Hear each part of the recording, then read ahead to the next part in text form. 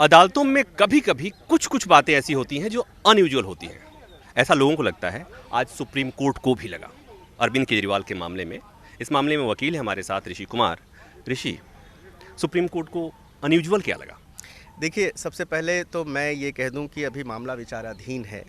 Supreme court इस पे सुनवाई कर रही है, तो मेरिट्स पे तो मैं कुछ नहीं बोलूँगा। लेकिन आज कोर्ट में सुनवाई के दौरान कोर्ट ने ये ऑब्ज़र्व किया कि जिस प्रकार से बेल हुई, फिर उसके बाद उस पे स्टे लगा, और स्टे भी 10:30 बजे जब कोर्ट में सुनवाई हुई हाई कोर्ट में, उस वक्त तक आदेश की कॉपी पब्लिक नहीं हुई थी, उस वक्त आदेश की कॉपी अपलोड भी नहीं हुई थी, और ओरल मेंशनिंग पे ओरल स्टे लगा।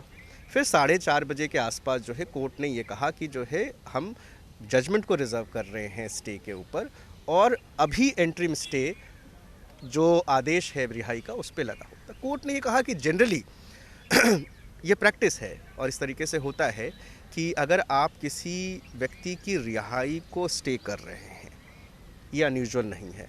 लेकिन अगर आप स्टे का ऑर्डर पास कर रहे हैं तो वो सेम डे ऑर्डर पास हो जाना चाहिए था। अमूमन जो इस तरीके के मामले में होता है वो नहीं हुआ। दूसरी बात कि जब आदेश की कॉपी ही नहीं थी तो फिर पहले इंस्टेंस पे स्टे किस बात का दिया गया। तो ये कुछ जिस तरीके से ये पूरी घटनाक्रम चली है, वो जब सुप्रीम कोर्ट के संज्ञान में आया तो सुप्रीम कोर्ट ने कहा कि ये अनयूजुअल है। जी, ये सुनवाई के दौरान डॉक्टर सिंघवी ने एक बात कही कि ये स्टे जिस तरह से लगा है ये अनप्रेसिडेंटेड है। और भी कुछ टिप्पणियाँ आई, लेकिन जब कोर्ट ने एक बात कही ईडी के वकील से कि क्या ट्रायल कोर्ट के जज ने जो पीएमएलए एक्ट का 45 है उसे डील किया है, तो उसका जवाब क्या था? देखिए, मैं फिर एक बार दोहराता हूँ कि ये सारी मेरिट्स की बातें हैं। हमारा ये कहना है कि ट्रायल कोर्ट ने अपने 25 पेज के आदेश में उन सारे रेलेवेंट इश्यूज़ को डील किया है जो बेल देने के लिए ज़रूरी है। ट्रायल कोर्ट अपने आप में एक कॉम्पिटेंट कोर्ट है। ट्रायल कोर्ट के द्वारा जो आदेश दिया गया है वो हमारे हिसाब से वो बेल का एक सही ऑर्डर है। हाई कोर्ट का अभी आदेश आना बाकी है। हम वेट करते हैं हाई कोर्ट के ऑर्डर का। शायद ऐसा भी है और इसकी पूरी उम्मीद है कि हाई कोर्ट हमारे पक्ष में भी फैसला दे सकती है और उसके बाद शायद सुप्रीम कोर्ट की ज़रूरत ना पड़े। तो एक बार हमें इंतज़ार करना पड़ेगा कि हाई कोर्ट अपना जो है फाइनल जजमेंट क्या सुनाता है। उनसे बात करने के लिए धन्यवाद।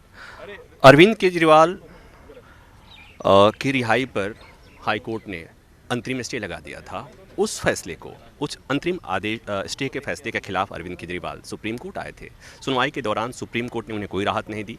ये ज़रूर कहा कि हाई कोर्ट चूँकि 1-2 दिन में फैसला सुनाने वाला है, हमें हाई कोर्ट के फैसले का इंतज़ार करना होगा। अब हाई कोर्ट 1-2 दिन में फैसला सुनाएगा, तब तक के लिए सुप्रीम कोर्ट ने कहा कि हम बुधवार को सुनवाई करेंगे।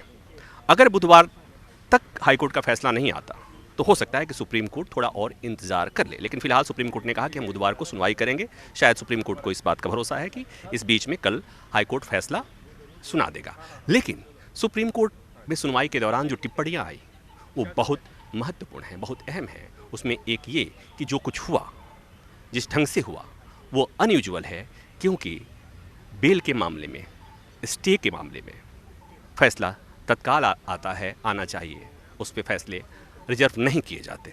और ये जो टिप्पणी है वो आम आदमी पार्टी के लिए बहुत महत्वपूर्ण होगी। आम आदमी पार्टी कहेगी इसी आधार पर कि अरविंद केजरीवाल के साथ नाइंसाफ़ी हुई। सुनवाई के दौरान अभिषेक मनु सिंघवी ने एक बात और कही थी कि हाई कोर्ट ने बिना ऑर्डर की कॉपी के अंतरिम आदेश पारित कर दिया था, तो सुप्रीम कोर्ट को हाई कोर्ट के फैसले का इंतजार क्यों करना चाहिए। तब सुप्रीम कोर्ट ने एक बात कही थी कि हाई कोर्ट अगर गलत करेगा तो क्या सुप्रीम कोर्ट भी गलत करेगा। ये कुछ टिप्पणियाँ बहुत महत्वपूर्ण हैं। अदालतों में कभी कभी कुछ चीज़ें अनयूजुअल होती हैं, लेकिन अक्सर मामले कुछ ऐसे आते हैं जो अनप्रेसिडेंटेड होते हैं। अरविंद केजरीवाल के वकील ने इस मामले को अनप्रेसिडेंटेड बताया, लेकिन सुप्रीम कोर्ट ने इस मामले को, जिस ढंग से अरविंद केजरीवाल की रिहाई पर अंतरिम स्टे लगा, उसे अनयूजुअल बताया। कैमरामैन अभय के साथ प्रभाकर मिश्रा, न्यूज़ 24 दिल्ली।